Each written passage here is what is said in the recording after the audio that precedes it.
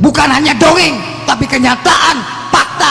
Bubuk roti turun mata, black som. Begitu dibukakan pintu kubur Rasulullah, kita masuk. Yang pertama itu dindingnya hijau. Dibuka dinding hijau, kuning. Buka dinding kuning, putih. Buka dinding putih, nisan Rasulullah. Begitu kita sampai ke nisan Rasulullah, Rasulullah begini.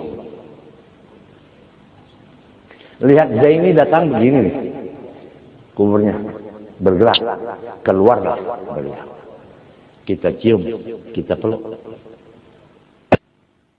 Pakaian lalu silakan pelanggan.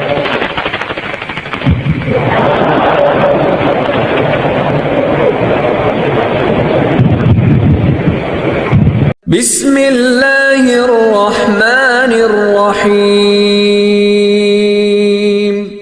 Bukan sekedar mimpi, bahkan Nabi keluar dari kuburan ketemu dengan dia. Ini lebih parah lagi. Ya. Seperti ada sebagian thariqat ya yang menyebutkan bahwasanya pemimpinnya pernah datang ke Masjid Nabawi. Kemudian rindu bertemu dengan kakeknya Rasulullah sallallahu alaihi wasallam. Maka dia pun menyampaikan nasyid-nasyid, syair-syair tentang kerinduannya bertemu dengan kakeknya. Dia ingin berjabat tangan dengan kakeknya. Tahu-tahu kuburan Nabi bergerak, tahu-tahu tangan Nabi keluar, siap untuk dia apa? Berjabat tangan. Ini benar, saya tidak, ini disebutkan oleh mereka. Thariqat tertentu. Thariqat apa? Tertentu. Bahkan ada orang seperti itu di tanah air kita. Yang sekitar tahun 2000-an dia berkata, saya pergi ke Madinah. Kemudian tiba-tiba kuburan Nabi bergoyang. Kemudian tiba-tiba Nabi keluar, lantas Nabi pun datang kepada saya, Nabi pun mencium kedua lututku. Subhanallah. Ini ngawur. Sekarang orang ini luar biasa. Acara kematiannya sampai macet di mana-mana. Orang ini, videonya masih ada di YouTube. Orang begitu bodohnya meyakini hal seperti ini. Kasihan. Siapa yang peringatkan kaum muslimin yang ribuan, ratusan ribu seperti itu? Saya bicara juga, saya ini siapa? Harusnya orang-orang besar, ya kita hidup untuk mengingatkan umat dari kesyirikan, dari pengkultusan yang tidak benar. Anda harus menyampaikan, Anda terus kalau tidak, siapa yang menyampaikan? Harus ada yang menyampaikan. Ya. Menyedihkan. Ini orang Indonesia seperti ini. Antum bayangkan kalau Nabi keluar, apa penjaga kuburan, Nabi mau kemana Nabi? Kira-kira gimana? Sebentar, saya mau ke situ. Kan pasti heboh atau tidak? Heboh. Nabi keluar tiba-tiba. Ya. Apalagi dia bilang kuburan goyang, heboh. Yang kan apa enggak heboh? Namun demikian, ya. Ibnu Taimiyah mengatakan, segala kesesatan, sesat apapun, sebahlul apapun, seaneh apapun, pasti ada pengikutnya. Benar. Pasti ada pengikutnya. Ente percaya sama siapa? Siapa namanya? Lia Aminuddin. Katanya malaikat Jibril mau turun di Monas. Ada yang percaya atau tidak? Ada yang percaya. Waktu malaikat Jibril jadi turun, kenapa landasannya belum ada?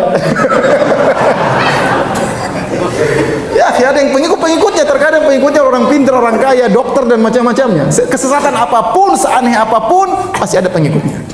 Karena iblis menghias. Iblis menghiasi keanehan-keanehan. Tapi demikian juga sebagian orang mengambil akidah dari Nabi Khidir. Oh, Nabi Khidir masih hidup. Terus ketemu dengan guru saya. Terus Nabi Khidir ajarin macam-macam. Ya ini saya sekarang mengamalkan. Loh, benar yang ditemui gurumu Nabi Khidir? Ya benar. Dari mana kamu tahu Nabi Khidir? Dia ngaku sebagai Nabi Khidir. Dan yang benar Nabi Khidir sudah meninggal. Ini dijelaskan oleh para ulama seperti Ibnu Katsir, Ibnu Hajar Al-Asqalani rahimahullahu taala. Dan ingat, setan bisa ngaku sebagai Nabi Khidir. Kalau Nabi Muhammad SAW kita tahu ciri-cirinya, fisiknya seperti apa. Sehingga kalau ada orang ngaku sebagai Nabi Muhammad, kita tinggal cocokkan dengan ciri-ciri Nabi SAW. Nabi Khidir di mana ciri-cirinya? Enggak ada disebutkan. Nah, kalau ada setan ngaku sebagai Nabi Khidir, ente percaya ternyata gundurwo, gimana? Oleh karenanya para hadirin dan hadirat yang dirahmati Allah Subhanahu wa taala, tidak boleh menjadikan mimpi sebagai dalil, sumber akidah. Tapi di antara sumber akidah yang keliru yang juga berbahaya adalah menjadikan akal sebagai sumber akidah. Banyak orang tersesat dalam hal ini, menjadikan akal sebagai sumber akidah. Ya. Mereka tatkala melihat dalil Menurut mereka tidak masuk akal, maka mereka tolak. Terutama berbicara tentang sifat-sifat Allah Subhanahu wa taala. Ya akhi, mungkin menurut Anda tidak masuk akal, masih banyak orang masuk akal. Masih banyak menurut akal yang lain masuk akal. Kenapa Anda menjadikan akal Anda sebagai patokan? Banyak perkara-perkara yang dahulu tidak masuk akal, sekarang masuk akal. Saya bilang sama antum, kalau antum kembali 1000 tahun yang lalu, terus antum bilang sama nenek moyang kita 1000 tahun yang lalu, ada alat bisa video call. Kira-kira nenek moyang kita bilang apa? Ente gila bin Majnun katanya. Video call gimana caranya? Nggak usah jauh-jauh, sekarang saja saya tanya sama antum, antum tahu nggak cara kerja video call? Kok bisa wajah kita di sini kemudian muncul di HP istri kita dengan jarak berkilo-kilo? Ada yang bisa jelaskan? Antum aja nggak ngerti sampai sekarang gimana caranya. Saya pernah tanya sama orang, bagaimana caranya? Kok bisa saya ngomong di sini suara saya kedengar di sana? Ya mungkin orang yang pakar itu kan ada gelombang Ustaz karena begini suara dan macam-macam atau lewat kabel dan macam-macamnya. Saya sampai sekarang tidak ngerti. Ada yang bilang Ustaz saya tahu Ustaz. Kalau ada pulsanya bisa Ustaz.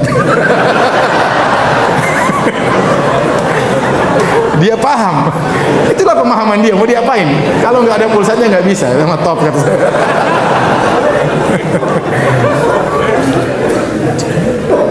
Banyak perkara-perkara yang dahulu menurut dia tidak masuk akal, ternyata masuk akal menurut orang lain. Banyak perkara-perkara yang tidak bisa kita masuk ke akal kita. Jadi akal ini punya kemampuan terbatas. Akal bahkan daya khayalnya pun terbatas. Jangankan untuk menembus memikir, bahkan daya khayalnya pun terbatas. Seandainya saya bilang sama antum sekalian, bisakah antum menghayalkan ketampanan Nabi Yusuf? Antum nggak bakalan mampu. Yang bisa antum hayalkan orang tertampan yang pernah antum lihat. Benar. Lebih daripada itu otak nggak mampu. Nggak bisa terbayang tampannya Nabi Yusuf kayak apa. Yang perempuan lihat potong-potong jarinya nggak sadar, subhanallah. Ya, kalau antum baca buku tafsir dalam tafsir Al-Qurtubi, dalam tafsir yang lain disebutkan riwayat-riwayat Israiliyat yang aneh-aneh. Ada yang mengatakan para wanita waktu melihat Nabi Yusuf tampan, ada yang langsung mati. Beneran ini? Ada yang langsung haid tiba-tiba, ada yang langsung pingsan, saking tampannya Nabi Yusuf. Kalau kita sesuai dengan Al-Quran saja, tidak usah aneh-aneh. Waqatta'na aydiyahunna, mereka potong-potong tangan mereka tanpa sadar, saking tampannya Nabi Yusuf. Laki-laki zaman sekarang setampan apapun, kalau ada perempuan lihat ngiler sebagaimanapun, kalau kasih jarum pentul pasti teriak. Kita tidak. Tapi Nabi Yusuf, kita bisa lihat ada orang histeris lihat orang yang sangat dia cintai. Ya Nabi Yusuf begitu muncul alaihissalam, wanita sampai motong-motong jarinya tidak sadar. Kita nggak mampu menghayalkan tampannya Nabi Yusuf. Kenapa? Otak kita daya khayalnya saja terbatas. Demikian juga daya pikirnya. Contoh sederhana, kalau saya suruh Anda menghayal tentang bidadari, Anda nggak bakalan mampu. Bayangkan cantiknya bidadari, nggak mampu. Yang paling ente bayangkan istri ente, itu yang paling cantik. Dalam tanda kutip. Mau bayangkan paling cantik perempuan, nggak mampu. Ini nanti jangan direkam ya, saya sekedar cerita aja. Saya dulu waktu di Irian, bayangkan saya tidak pernah keluar dari Irian. Lahir di Surabaya, umur seminggu langsung sudah dibawa orang tua. Saya bilang, Mak, saya dulu di Surabaya sebulan. Oh bukan sebulan, seminggu sudah pergi. Lahir seminggu, kemudian naik kapal pergi ke Irian Jaya. Besar sampai lulus SMA di mana? Di Irian Jaya. Jarang perempuan cantik di sana. Ada 1-2 orang subhanallah itu jadi bintang di Sorong. Semua orang kejar-kejar padahal biasa-biasa aja. Tapi waktu itu paling cantik karena itu yang bisa kita lihat. Gitu sampai di mana di UGM, ternyata banyak yang cantik. Daya khayal semakin meningkat. Jangan direkam ya. Terus sampai di Madinah lebih ngeri lagi. Ada cewek cantik wajahnya seperti artis ngemis, subhanallah. Benar ini. Orang-orang Palestina, orang Suria ngemis, cantiknya luar biasa. Kita tidak bisa bayangkan bagaimana cantiknya bidadari. Apa kata Nabi SAW tentang bidadari? Mir'atuha kabiduhu. Sungguhnya kabiduha mir'atuhu. Kata Nabi SAW, sungguhnya hati sang bidadari adalah cermin bagi suaminya. Jadi kalau suaminya di hadapan istrinya dari bidadari, wajahnya tertampang di hatinya. Antum bisa bayangkan? Bisa. Kata Nabi SAW, yura mukhu saqaiha min wara'il lahmi minal husni. Sungguhnya sumsum betisnya kelihatan dari luar, di balik dagingnya. Wah, ini setan apa bidadari? Sumsumnya kelihatan. Tapi kata Nabi SAW, minal husni, karena saking cantiknya. Kalau kita berusaha menghayal ada bidadari yang hatinya cermin, sumsumnya kelihatan, apa yang kita bayangkan? Mengerikan. Paham? Ya tidak? Menunjukkan daya hayal kita itu terbatas. Ya udah, kita azan, kita sholat, kita lanjutkan lagi insyaallah ya. Wallahu ta'ala alam bisawab.